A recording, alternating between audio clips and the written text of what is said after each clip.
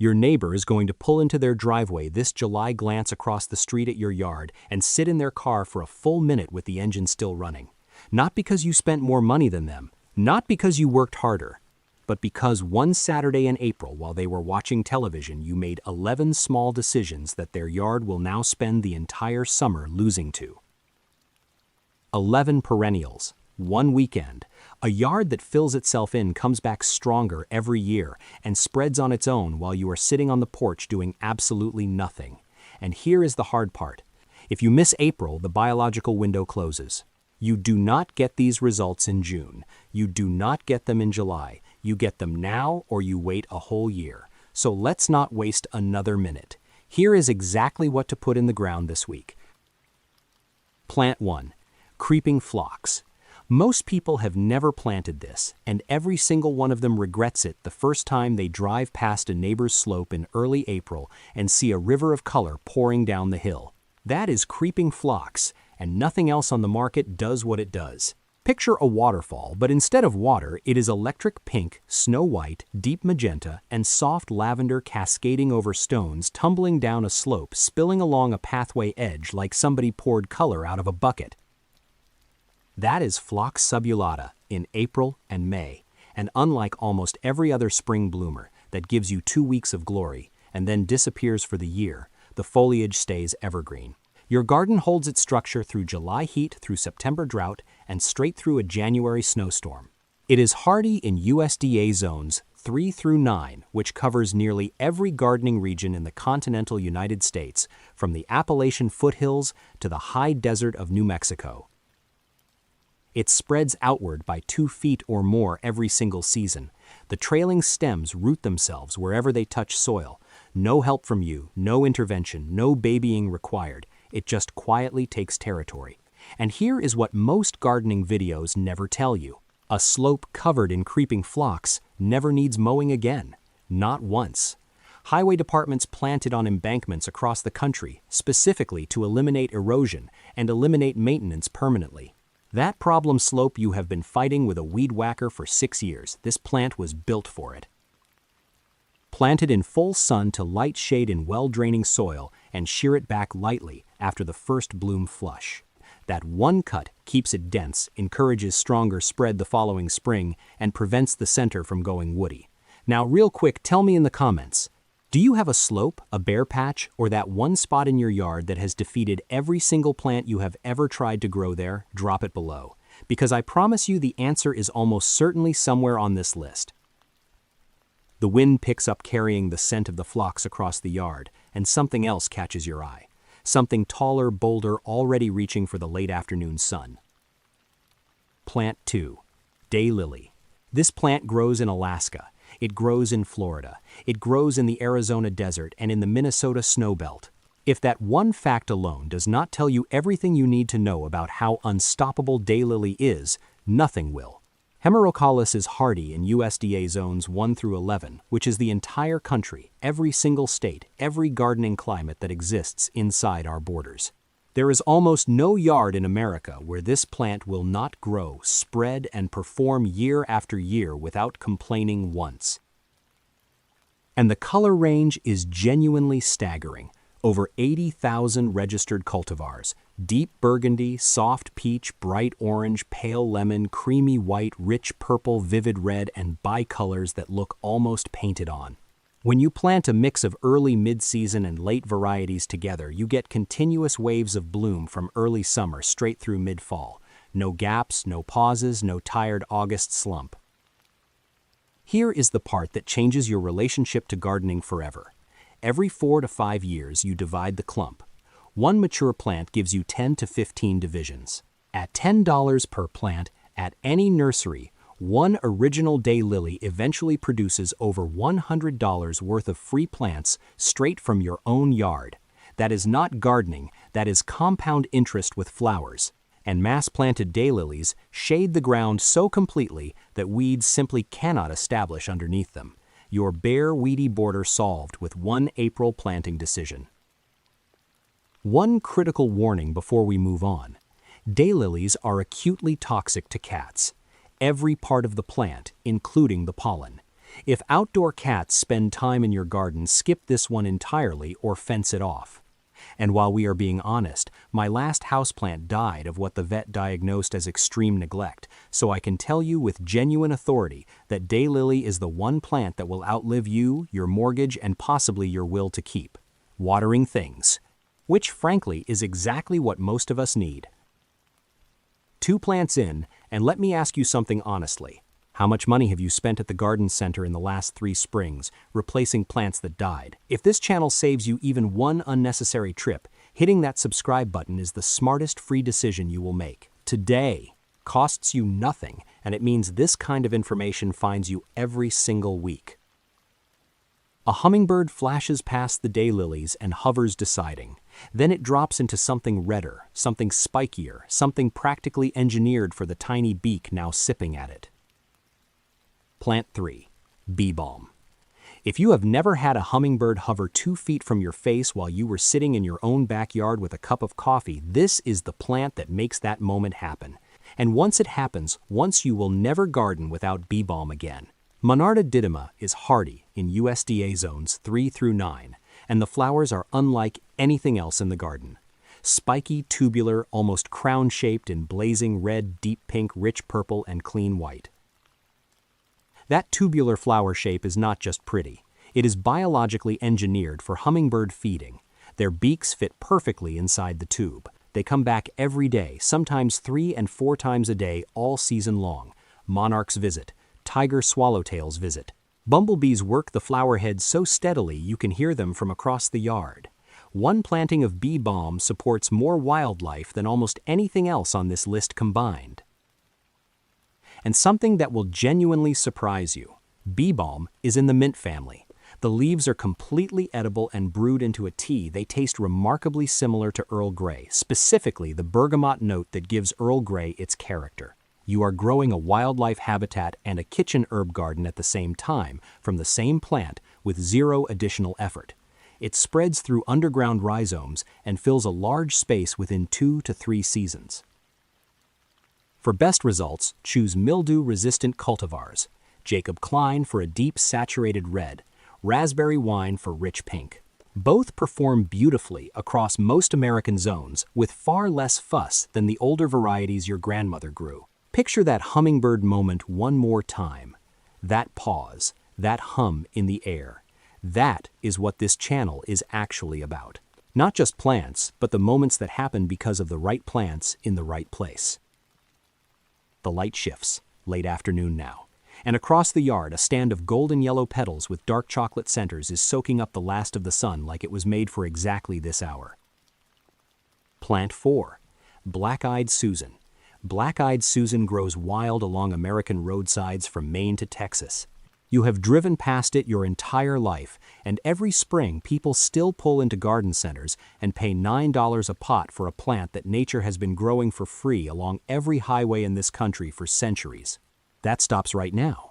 Rudbeckia fulgida goldsturm is hardy in USDA zones 3 through 9. Golden yellow petals radiating outward from a dark chocolate center that is almost black. The contrast is vivid, electric, and genuinely beautiful in a way that photographs never fully capture. You have to stand next to it in afternoon light to understand why people literally slow their cars to look. And here is the part that makes goldsturm truly exceptional. It blooms from July straight through October. Right when every other summer garden starts looking exhausted and finished, this plant is just hitting its stride. University performance trials confirm that the goldsturm cultivar specifically blooms longer and more prolifically than the standard species. That is not marketing copy from a seed catalog. That is documented horticultural research. When you are standing at the nursery choosing between varieties, goldsturm is the one you want every single time. It spreads 2 ways at once. Underground rhizomes push outward quietly each season, expanding the colony beneath the soil. And the seed heads drop seeds that germinate into new plants the following spring. Leave those seed heads standing through winter. Do not cut them down in your fall cleanup. Goldfinches, sparrows, and chickadees feed on them from October straight through February. You are feeding wildlife through the hardest, coldest months of the year at 0 cost, while your neighbors are down at the store buying bags of processed birdseed. your garden feeds the birds for free. That is the native plant advantage working quietly in your favor every day of every month. A hot, dry wind kicks up, the kind of wind that wilts half of everything you planted last spring. But in the gravel strip by the driveway, something is blooming anyway, something that does not care. Plant 5. Yarrow. This plant grows in gravel. It grows in cracked, dry hardpan. It grows in the spots where you have already killed 3 other things and walked away defeated. And then it blooms for 6 straight months without asking you for a single thing in return. Not water, not fertilizer, not attention, nothing. Achillea millefolium is hardy in USDA zones 3 through 9, and the flat-topped flower clusters come in yellow, white, pink, coral, and deep red depending on the cultivar. Paprika and Strawberry Seduction are 2 standout named varieties, both with rich warm tones that look absolutely stunning against silver foliage or cool blue flowers. The foliage itself is feathery, silvery, green, and intensely aromatic, which is exactly why deer and rabbits walk right past it without a second look. The scent puts them off before they get close enough to even consider tasting it. But it gets better than that. Yarrow releases natural allelopathic compounds into the soil around it, chemicals that actively suppress weed seed germination. You are getting a built-in biological weed barrier running from the root system out. No landscape fabric underneath, no extra mulch on top. The plant handles suppression on its own terms. And it goes even further. Yarrow flowers attract parasitic wasps, lacewings, and hoverflies in significant numbers. Insects that prey on aphids, whiteflies, and the soft-bodied pests that quietly destroy everything else in your garden all season long. While yarrow blooms, it runs a biological pest management program that you never scheduled and never paid for. Here is the counterintuitive part most gardeners miss. Rich, heavily amended soil makes yarrow floppy weak and disappointing. It leans, falls open, and underperforms. Poor, dry, rocky, neglected soil makes it bloom harder, stand taller, and spread more aggressively than you expected. Plant it in your worst soil. Give it your most neglected spot. That is not settling for less, that is matching the plant to its ideal conditions, and the results will prove it the first summer. Somewhere down the block, a deer is standing at the edge of a garden sniffing the air, deciding whether to walk in. And because of what you planted along your own border, it turns and walks the other direction entirely. Plant 6. Catmint. If deer have eaten your garden 2 years running and you are officially done being patient about it, this is the conversation you needed to have before you ever bought another plant. Before you spent another $1 on something that was just going to be a deer's breakfast by morning. Nepeta phascenii, Walker's Low, is hardy in USDA zones 4 through 8, and it produces lavender blue flowers over silvery gray aromatic foliage from late spring through midsummer. It mounds to about 2 feet tall and cascades naturally over pathway edges, driveway borders, and low retaining walls with zero training from you. It finds its own shape, and its shape is elegant. Deer evaluate plants almost entirely by scent before they ever attempt to taste them. Catmint's aromatic oils are strong enough to repel deer at the approach stage before contact ever happens. Unlike spray repellents that wash off in the first rain and need reapplying every 2 weeks all season, this plant is the repellent. It is always on, all day, every day, all season, year after year, without a single reapplication.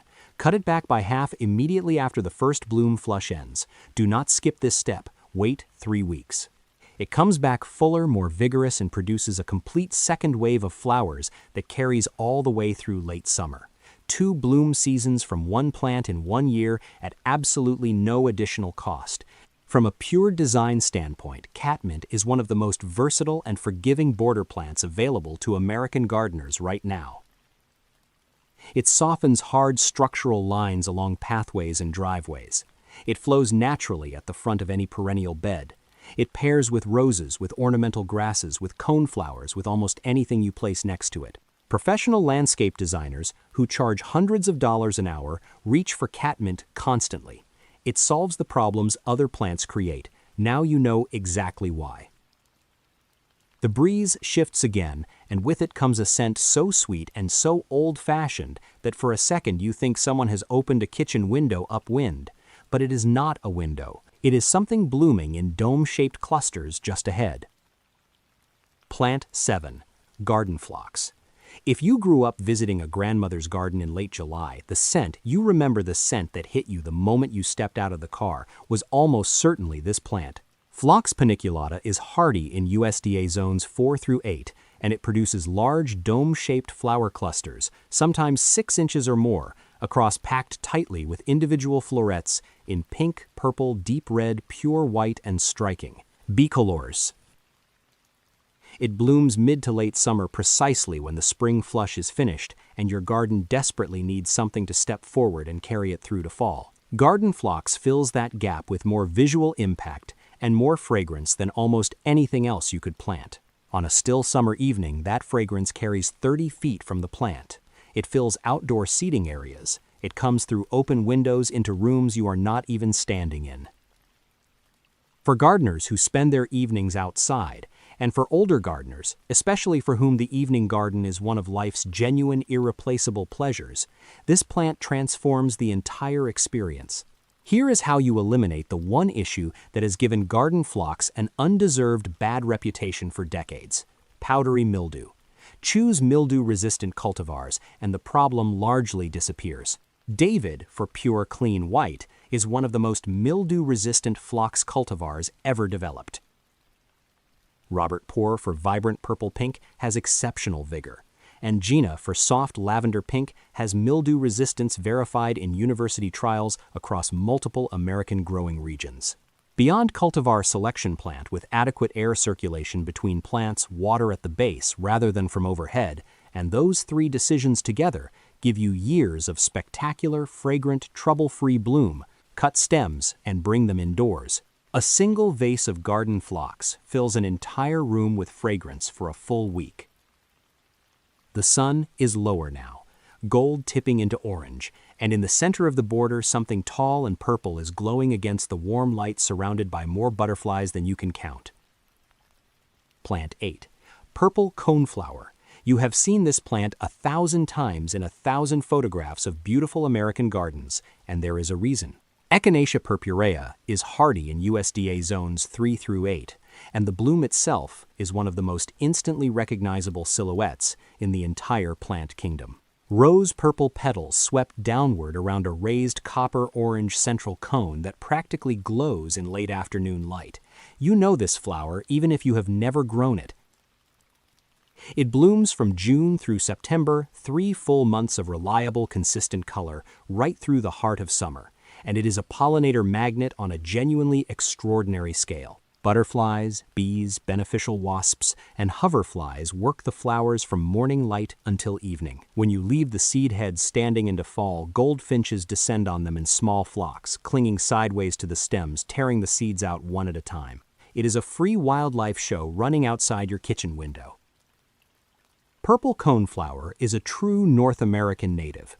Indigenous to the tallgrass prairies of the central United States, it evolved in full sun lean soil and the brutal extremes of continental summer and winter. It does not need amendments. It does not need rich compost.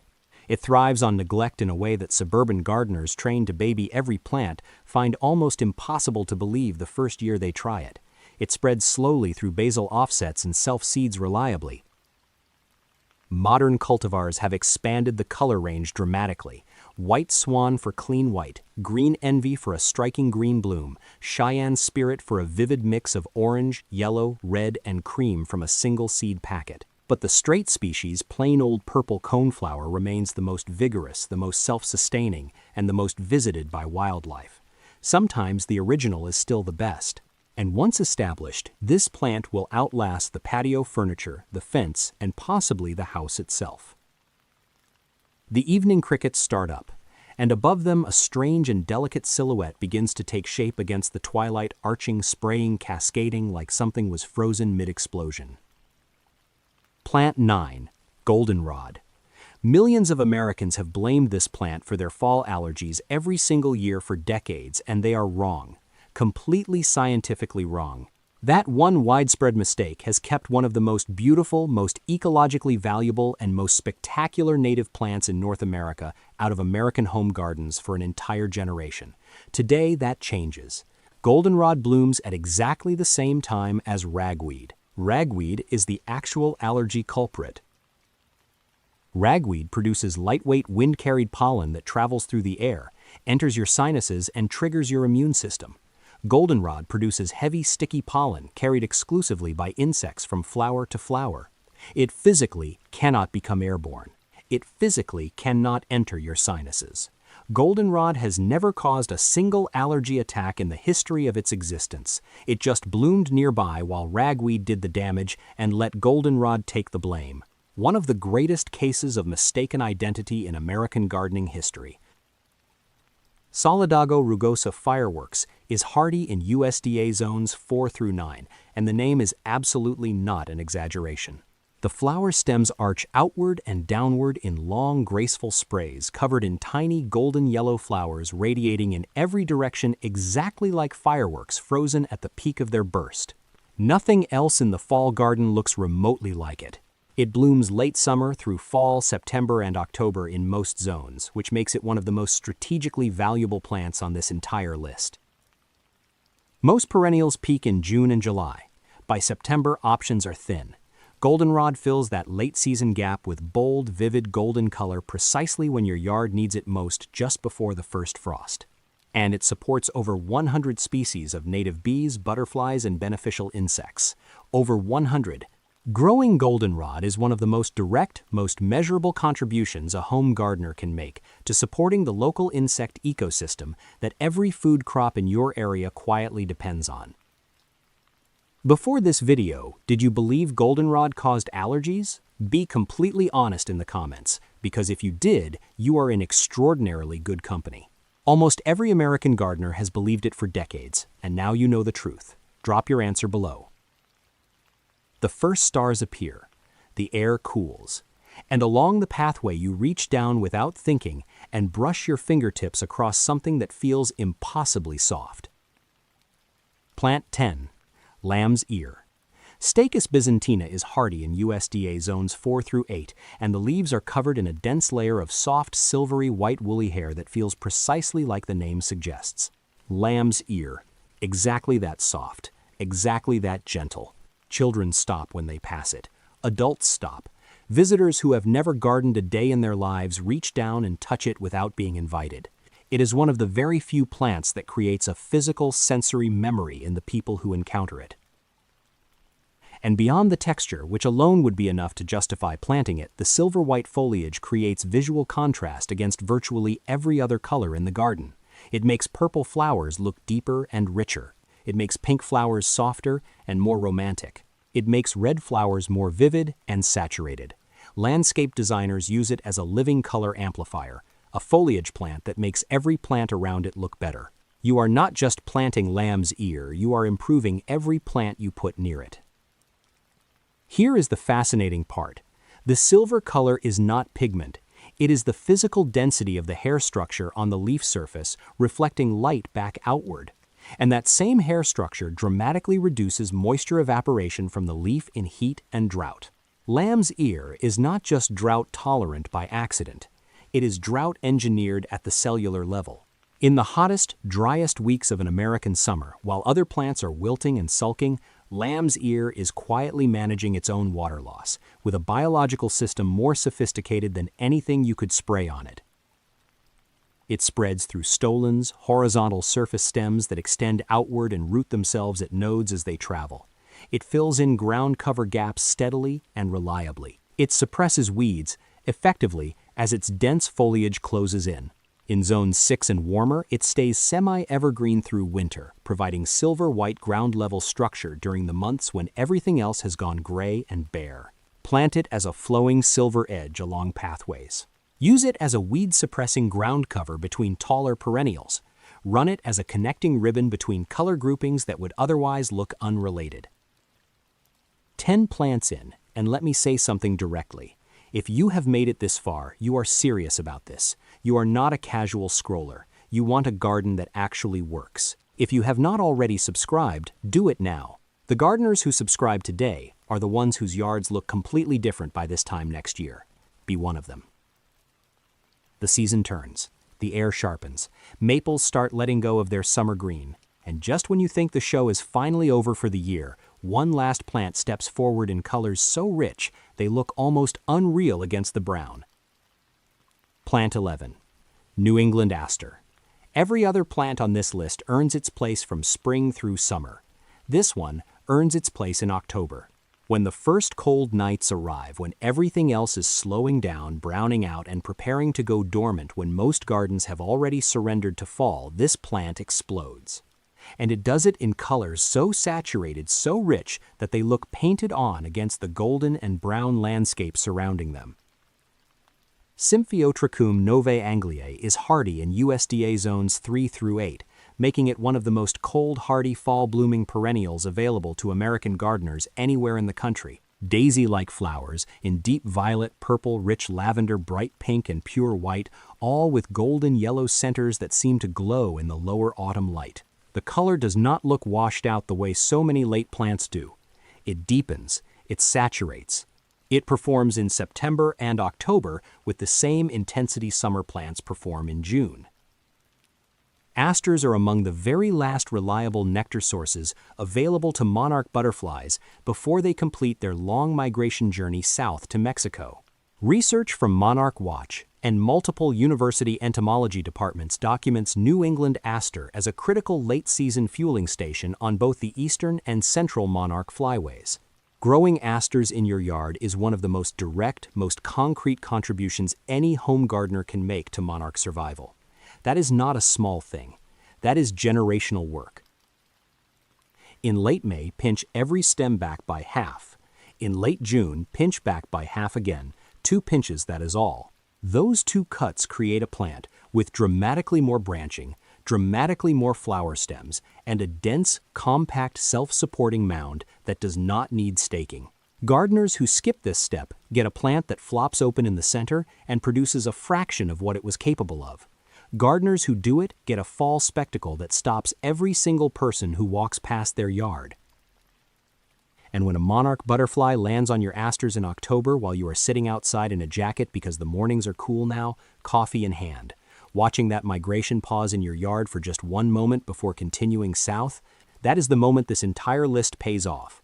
Every plant you put in the ground this April, every decision you made this weekend, that one moment right there is what you planted for. Now, every plant on this list can technically be bought and planted in May, in June, or even later. So why does April matter so much? Why is this video called Plant These in April and not plant these whenever you get around to it? Because of what happens underground before anything is visible above it. In April, soil temperatures across most American growing zones sit between 50 and 65 degrees Fahrenheit.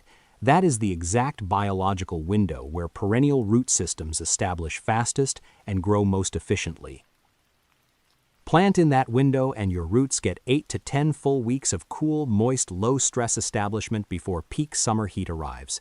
Miss that window plant in June or July, and those same roots are trying to establish in hot, dry, stressed soil while simultaneously supporting a plant already trying to bloom above ground. The energy demand splits. The plant survives, but it does not thrive. And first-season establishment determines everything about long-term performance. April is not a preference. It is a biological window with a closing date, and that window is open right now. Before you plant a single thing, 3 quick rules determine whether everything you do this April succeeds or struggles. Rule 1. Fix drainage before you plant anything. Poor drainage kills more spreading perennials than drought, cold pests, and neglect combined. Dig a hole 1 foot deep, fill it with water, and if it has not fully drained within 1 hour, you have a drainage problem. Fix it with coarse sand and compost worked deeply into the existing soil, or build a raised bed above the problem area. Rule 2. Division is free money. Use it. Every plant on this list can be divided, and most should be divided every 3 to 4 years. Every division is a complete, blooming, fully viable plant that costs you nothing beyond the time it takes to dig and separate it. One mature clump yields $50 to $150 worth of free plants from a single morning with a garden fork. You should never buy a plant twice that you already have growing in your yard. Rule 3. Leave the seed heads standing through winter. Every autumn, the instinct is to cut everything down and make it look tidy. Resist that instinct. The seed heads you cut down are the food source goldfinches, sparrows, and chickadees depend on through the hardest months of the year. They are the overwintering habitat beneficial insects need to complete their life cycles and return to your garden next spring. Leave them standing.